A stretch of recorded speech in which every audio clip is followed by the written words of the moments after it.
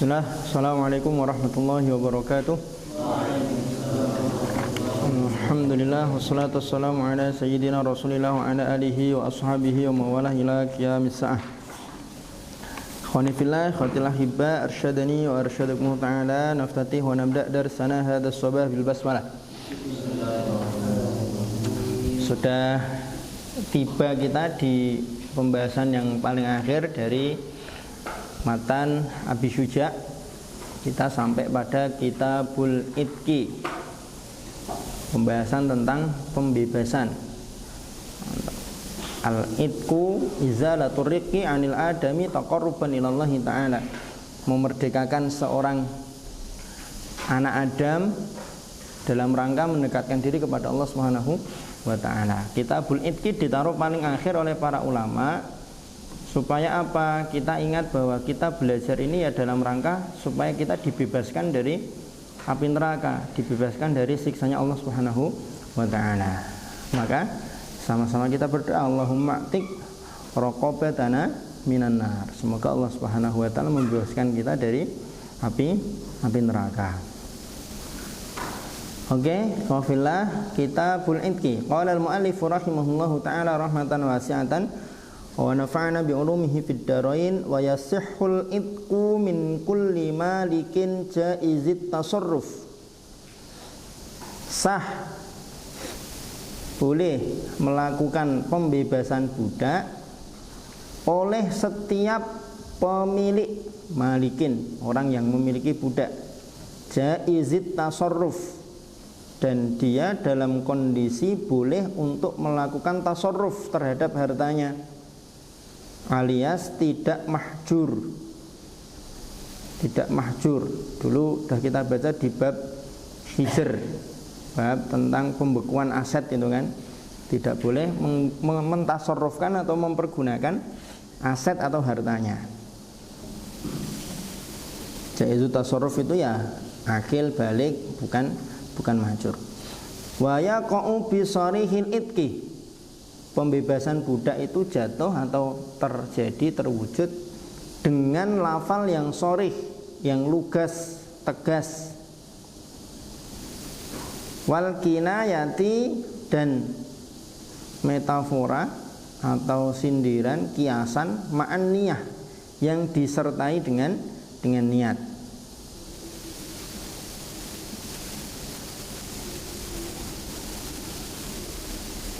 Wa idza a'taqa ba'du 'abdin ataqa jami'uhu. Kalau seorang tuan memerdekakan sebagian budaknya, maka merdeka seluruhnya. Ba'du 'abdin di sini maksudnya misalkan aku bebaskan tanganmu, aku bebaskan telingamu, aku bebaskan matamu, misalkan gitu.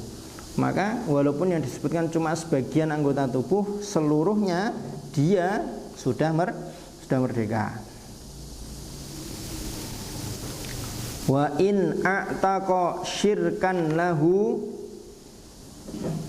wa in a'taqa, apabila dia memerdekakan syirkan, saham atau bagian lahu miliknya, fi abdin, pada seorang budak,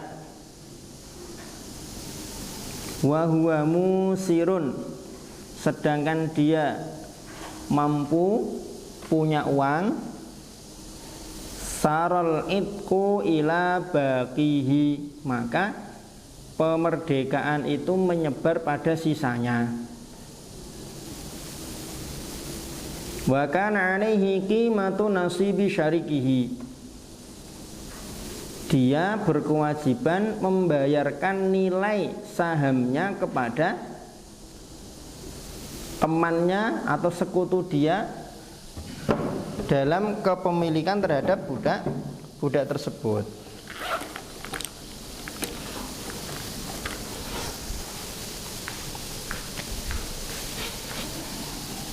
Dimas Farid, dua orang berkongsi punya seorang budak, namanya misalkan Dul. Ini sahamnya 50%, sahamnya 50%. Katakanlah dul ini ketika ditaksir nilainya, harganya misalkan 3 miliar. Karena putih, ganteng, kotot kan misalkan. Dimas mengatakan, saya merdekakan saham saya yang ada di dul. Maka pemerdekaannya si Dimas terhadap saham yang cuma 50% ini menyebar pada sisanya yang 50%. Kalau si Dimas kondisinya dia musir, mampu atau memiliki uang, maka Dimas berkewajiban membayar harga saham miliknya Farid kepada Farid. Paham? Berarti berapa yang dibayarkan oleh Dimas kepada Farid? 1,5 M. Paham ya?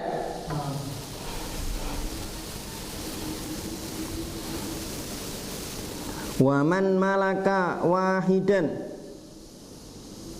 min walidihi au mauludihi ataqanihi. Waman dan barang siapa malaka memiliki wahidan seorang min di antara walidihi bapak ibu kakek neneknya, au mauludihi anak atau cucunya, ataqanihi otomatis menjadi merdeka.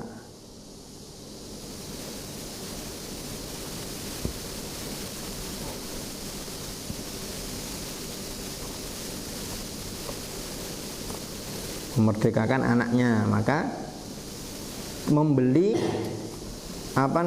bapaknya yang menjadi budak. Nah, tidak bapaknya menjadi budak dia, tapi otomatis merdeka.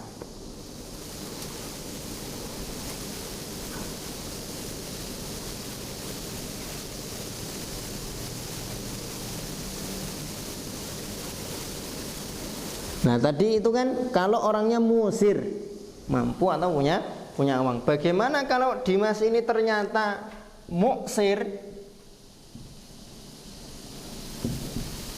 tidak punya uang atau tidak mampu? Maka statusnya si dul ini setengah merdeka. Dia nanti berubah menjadi namanya budak muba'at, abdun muba'ad. Abdun muba'ad. Dia sudah merdeka setengah. Lah setengahnya masih miliknya si Farid. Nah tinggal nanti si dul menebus dirinya yang masih jatahnya si Farid, sehingga nanti bisa merdeka.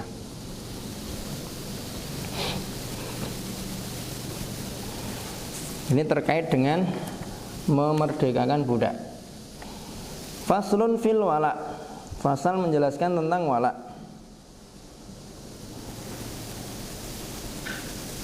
Wala itu apa? Usubatun sababuha al-itku yarithu biha al-mu'tik. Jadi seperti tadi ya, Dimas memerdekakan dul. Maka ketika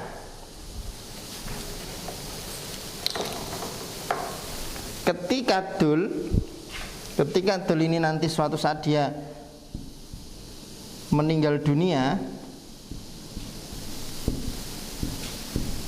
dia kan punya warisan, ya? Warisannya si dul dibagi kepada ahli warisnya. Kok ternyata dia tidak punya ahli waris, maka urutan yang terakhir seperti yang dulu kita baca di kitab Faraid, yang mewarisi adalah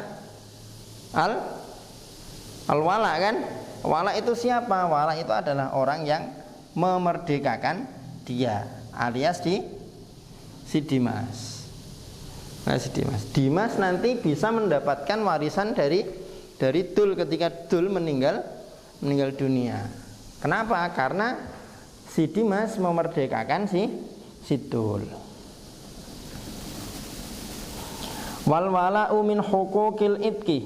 Wala merupakan bagian dari hak memerdekakan budak. Wa hukmuhu hukmut taksib. Hukumnya adalah seperti atau sama dengan hukum asobah. Inda adamihi, ketika asobahnya dia tidak ada dari nasab aslinya. Wa yantakilul wala'u, kewalaan itu berpindah anil mu'tik, dari si yang memerdekakan langsung, ila dzukuri min asobatihi, kepada keturunan laki-lakinya si mu'tik yang merupakan asobahnya dia. Kalau si Dimas nggak ada berarti anaknya si Dimas, ya gitu. Wa tartibul asobat fil wala'i katartibihim fil irti. Urutan asobah dalam wala ini seperti urutan asobah dalam pewarisan. Nanti bisa dibuka lagi pembahasan tentang faraid. Wala yajuzu bai'ul wala'i wala hibatuhu. Hak kewalaan tadi tidak bisa dijual belikan dan tidak boleh pula untuk dihibahkan kepada orang lain.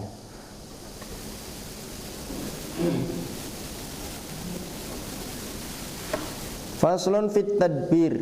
Fasal menjelaskan tentang tadbir. Tadbir ini mudabbar. Dabbara yudabbiru tadbir.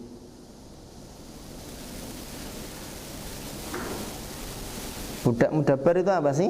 Tadbir itu ta'liqul itqi bil maut. Jadi kalau nanti saya mati, kamu merdeka. Tuh. Contohnya kalau di situ misalkan, kita buat contoh baru lah.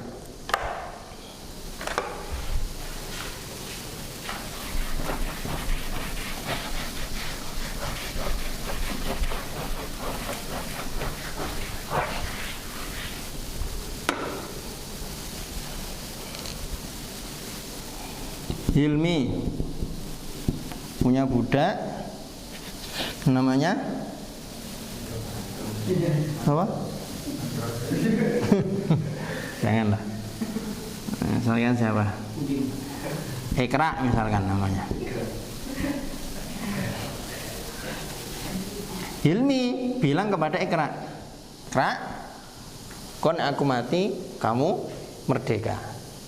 Nah, sejak diucapkan itu maka statusnya si Ikra ini dia adalah abdun mudabbar, budak mudabbar. Kalau antum nanti baca kitab fikih ketemu dengan budak mudabbar itu dia yang dimerdekakan atau kemerdekaannya digantungkan dengan kematian si tuan. Wa man qala li abdihi, barang siapa berkata kepada budaknya, idza mittu fa anta hurrun, kalau aku mati maka kamu merdeka. Fa huwa mudabbarun, maka statusnya menjadi mudabbar. Ya'tiku, dia merdeka ba'da wafatihi, setelah wafatnya si tuan. Min thulusihi, dari sepertiga hartanya. Maksudnya apa? Misalkan si Hilmi, aset atau peninggalan aset yang dia tinggalkan itu sejumlah misalkan 3 miliar. Si Ikra harganya 1,2 M. Maka yang merdeka dari si Ikra hanya 1 M. Maksimal sepertiga dari peninggalannya si yang memerdekakan. Kenapa? Karena tadbir ini nanti hukumnya serupa dengan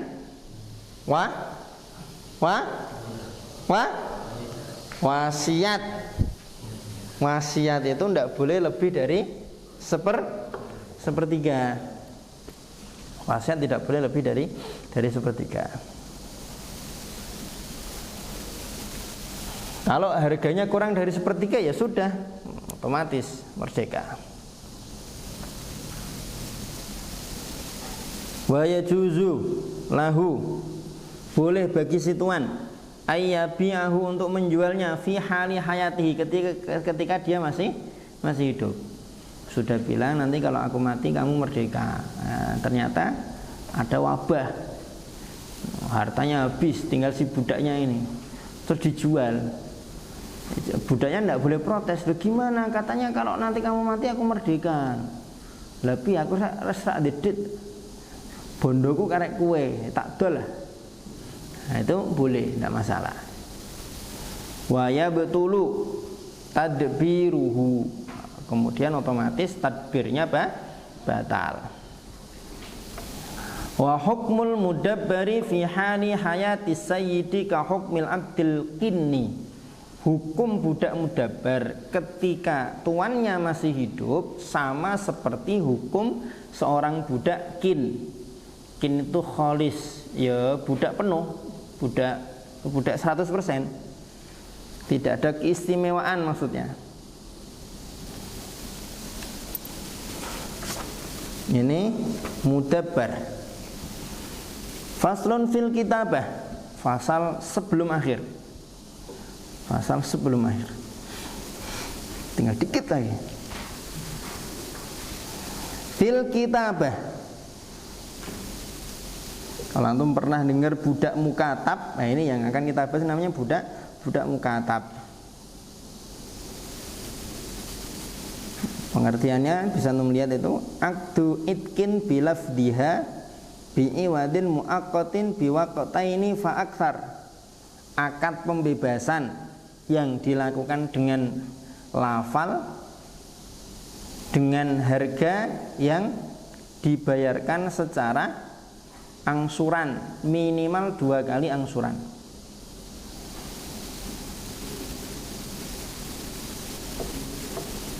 Kalau kurang dari 2 angsuran tidak boleh. Tidak mukatab namanya, tapi yang menebus dirinya sendiri, memerdekakan dirinya sendiri. Wal kitabatu mustahabbatun, melakukan atau mengadakan akad mukatabah atau mengkitabahkan budak itu hukumnya sunnah, dianjurkan. Idza sa'alahal abdu, apabila budaknya meminta. Wa kana ma'munan, selain itu budaknya juga adalah orang yang bisa dipercaya. Bisa dipercaya di sini maksudnya apa? Ketika dia kerja, hasilnya itu dia simpan, tidak dia gunakan untuk foya-foya, tidak dia gunakan untuk kemaksiatan. Muktasiban itu maksudnya mampu untuk bekerja. Mampu untuk bekerja dalam rangka memenuhi kitabahnya tadi itu. Misalkan tuannya mengatakan katabtuka, aku mengadakan akad mukatabah denganmu senilai misalkan 3 miliar, kamu bayar 3 miliar yang akan kamu bayarkan secara angsuran. Itu misalkan sebulan misalkan angsur berapa, 30 juta mungkin, nanti tinggal berapa kali. Wala tasihhu, tidak sah mukatabah itu illa bimalin maklum, kecuali dengan harta yang maklum, baik berupa mata uang atau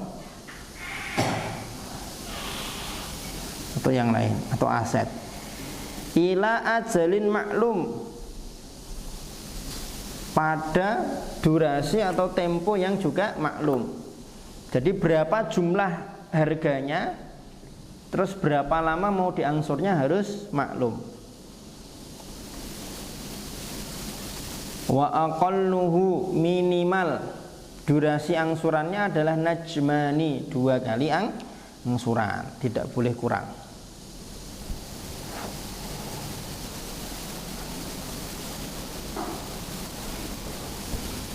Kalau sudah diakadkan maka tidak bisa lagi dibatalkan, ya, dijalankan. Kalau budaknya menolak gimana, ya sudah. Bisa jadi dia lebih senang jadi budak kan. Nah, karena kalau jadi budak kan tempat tinggal terjamin, makan terjamin, ya kan. Nah, kalau enggak jadi budak, nyari duit sendiri, bingung nyari makan, mau tinggal di mana, barangkali orang sebatang kara, tidak punya keluarga kan? Lebih memilih jadi budak. Apalagi tuannya adalah orang yang baik gitu. Ada yang mau jadi budak. Wa hiya min jihati sayyidi lazimatun. Nah, akad kitabah ini dari pihak si tuan lazimatun, sifatnya lazim, mengikat. Artinya apa? Tidak boleh secara sepihak tuannya membatalkan akad kitabah. Itu lazimah. Wa min jihatil mukatabi jaizatun, adapun dari aspek atau dari pihak si budak, dia sifatnya jaizah. Falahu faskhuha mata sya'a. Boleh dia membatalkan, menggagalkan akad itu kapanpun dia mau. Walil mukatabi, budak mukatab itu boleh at-tasarrufu, mentasarrufkan fima fiyadihi minal mal, mentasarrufkan harta yang ada pada tangannya dalam kekuasaannya. Wa ala sayyidi, kepada si sayyid, kepada si tuannya, ayyadhu'a anhu min malil kitabati ma yasta'inu bihi, wajib mengurangi jumlah kitabahnya ketika sudah berjalan untuk dalam rangka membantu budaknya. Tadi misalkan berapa? 3M. Maka nanti di tengah perjalanan dah kamu nggak usah penuh 3M, nggak apa-apa, cukup 270 saja misalkan. 2,7 maksudnya.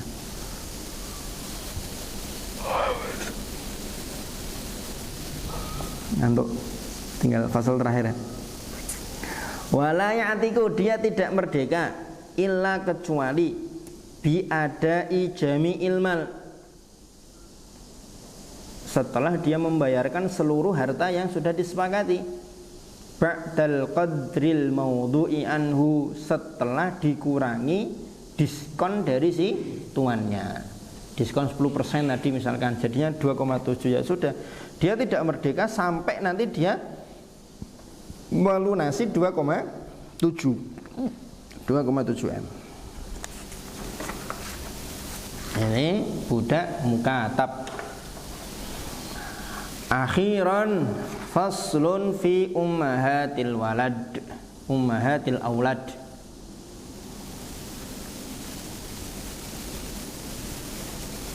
Kenapa disebut dengan ummahatul aulad, ibunya anak-anak? Karena budak yang statusnya ummul walad ini maksudnya adalah dia ibu dari anaknya si tuan.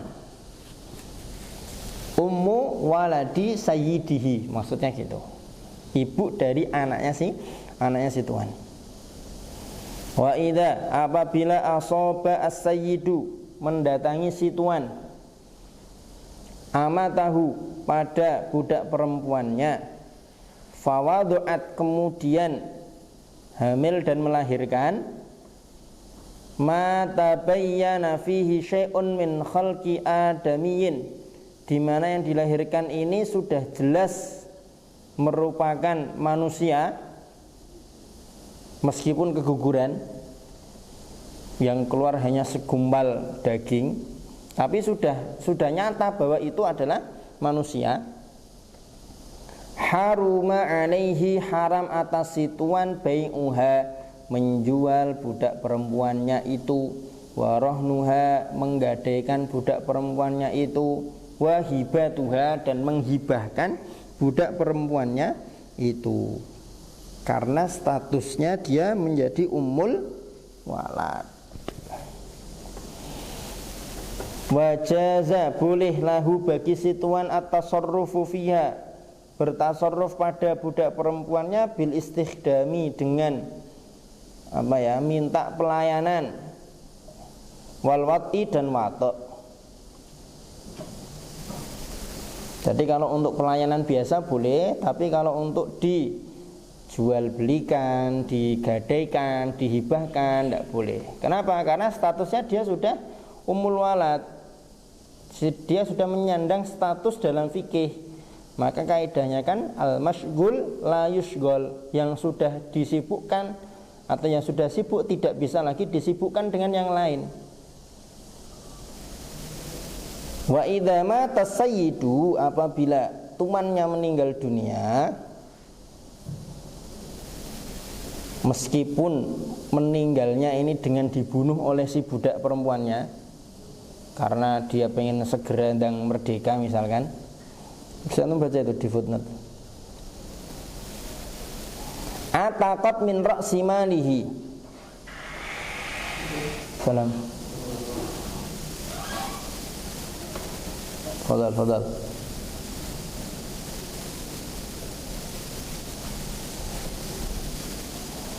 Saya ulang.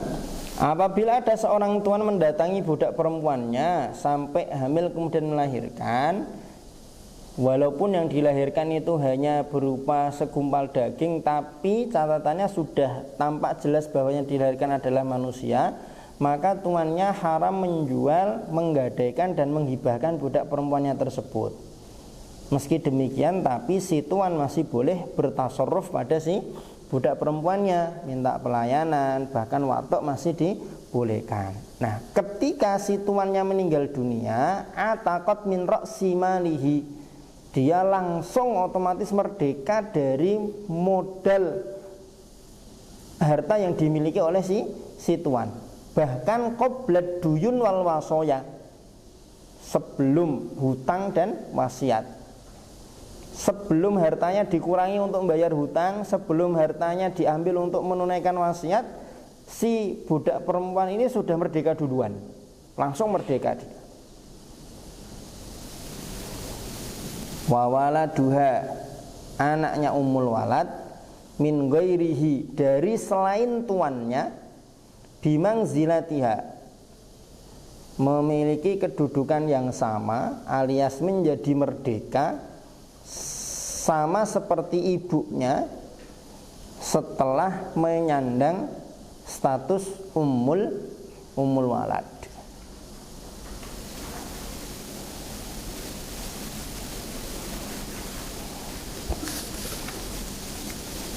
Kemudian ini paragraf terakhir, perhatikan betul ya. Waman asoba, barang siapa yang mendatangi amata ghairihi, budak perempuan orang lain, binikahin, salam, binikahin, dengan akad nikah. Artinya mendatangi budak perempuan orang lain ini dengan akad pernikahan. Fawaladuhu minha, maka anak si yang mendatangi budak perempuan orang lain, minha, dari budak perempuan tersebut, mamlukun li sayyidiha, menjadi budak miliknya si tuan dari budak perempuan tersebut. Dong enggak antum? Dong enggak?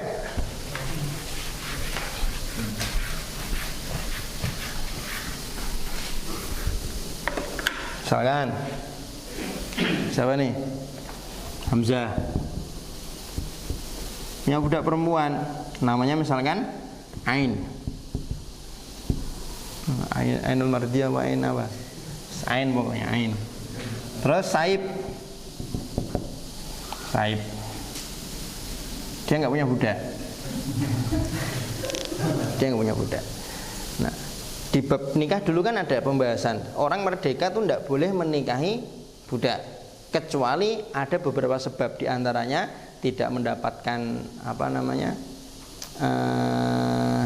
harta yang cukup untuk meminang perempuan yang merdeka, maka boleh bagi dia untuk menikahi si budak. Jadilah akhirnya Saif menikahi si Ain, kan? Layaknya orang yang menikah, akhirnya Saif ini punya anak dari si Ain, lahirlah seorang anak laki-laki. Maka anaknya Saif dari budak perempuan orang lain, kan bukan budaknya sendiri. Kalau budaknya sendiri, katakanlah Saif juga punya budak, namanya misalkan siapa? Ayun misalkan. Kalau Saif mendatangi Ayun, kemudian Ayun ini hamil dan melahirkan, Ayun statusnya apa? Ummul walad. Tapi kalau yang didatangi itu ain, kan? Maka ain ini statusnya bukan ummul walad, bukan.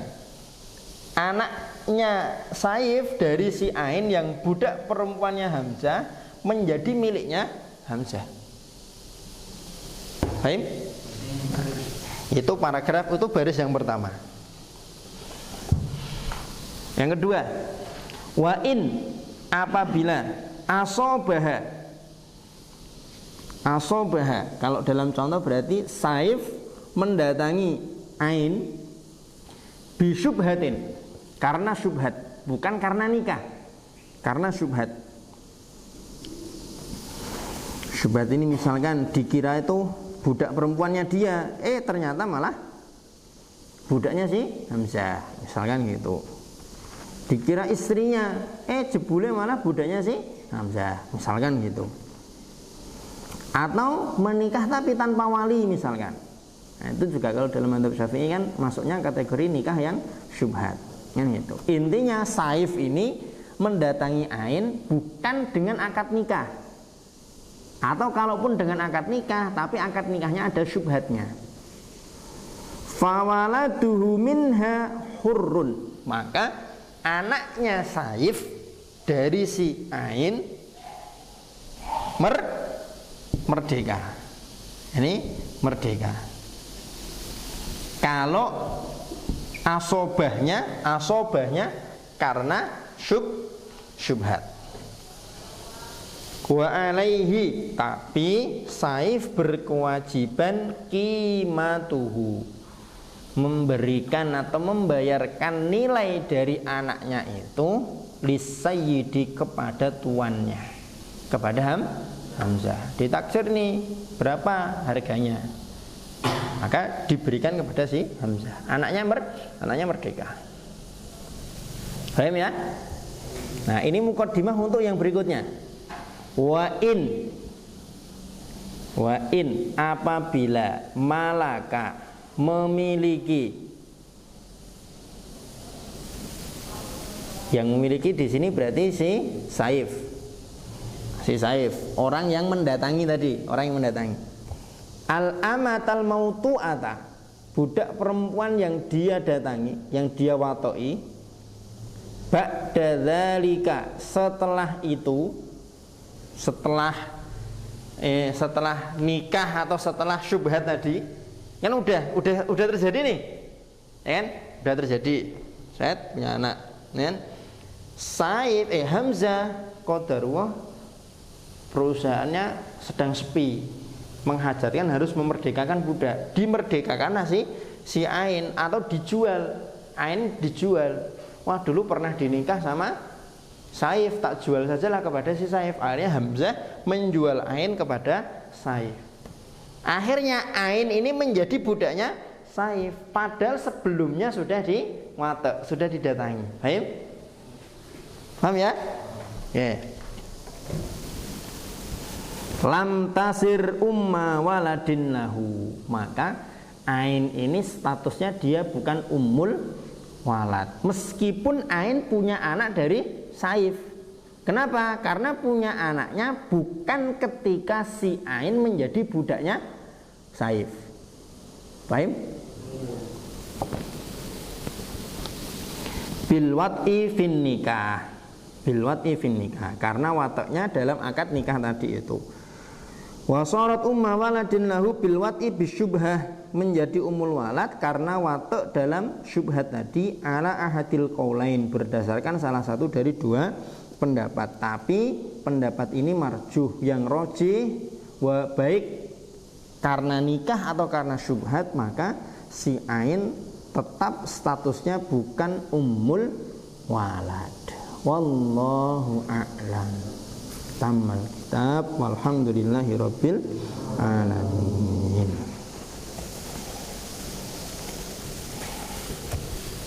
Nyembelih apa? Nyembelih apa kita? Semoga yang kita baca dari awal sampai akhir memberikan banyak berkah, manfaat, rahmat untuk kita semuanya, untuk muallif kitab ini Syekh Habib Suja, juga kepada para pensyarah kitab ini, orang-orang yang memberikan ta'liq terhadap kitab ini, kepada guru-guru kita. Dan tentu yang paling kita harapkan adalah kita bisa mengamalkan apa yang kita pelajari, sehingga menjadi bekal untuk kita nanti bisa berkumpul, bertemu kembali di surganya Allah Subhanahu wa ta'ala. Sebenarnya masih ada satu lagi. Jadi kata Ustaz Setyo Nugroho itu, setiap selesai membaca Fathul Qorib, matan takrib atau matan Nabi Suja, itu nanti biasanya dibacakan qaul-qaul yang ghairu mu'tamad. Nah, tapi ya, nanti insyaallah kita buatkan listnya, tidak kita bacakan, tapi tetap nanti kita upayakan supaya nanti antum dapat catatan mana saja yang ghairu mu'tamad yang ada dalam mata Nabi Suja, yang ghairu mu'tamad dalam mazhab Imam Syafi'i. Begitu selesai kita dari mata Nabi Suja. Insyaallah nanti next berikutnya kita lanjutkan membaca kitab Al-Halaqat Al-Qur'aniyah, manajemen halaqah Al-Quran. Begitu, atas salah ucap, salah tindak tanduk, saya mohon maaf yang sebesar-besarnya. Ada diskusi? Ada yang mau mengajukan pertanyaan? Tafadhol kalau ada, sebelum saya tutup. Ya. Tuannya bisa. Budak kan kayaknya kan ngawang sesuatu yang hari ini nggak ada, dan ya kita pelajari, kita tahu dasar-dasar ilmunya, kalau suatu saat nanti akan ada lagi.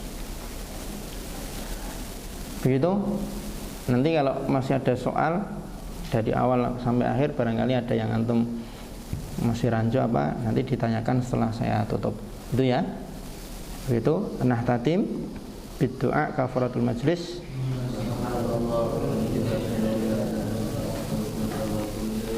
Alhamdulillahirabbil alamin. Assalamualaikum warahmatullahi wabarakatuh.